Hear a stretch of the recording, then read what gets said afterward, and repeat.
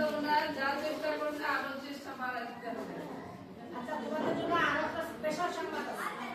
Special সংবাদ হচ্ছে যে কম্বাইন্ড মেরিট লিস্ট, যেটা আমাদের 4 শিফটের জন্য প্রযোজ্য।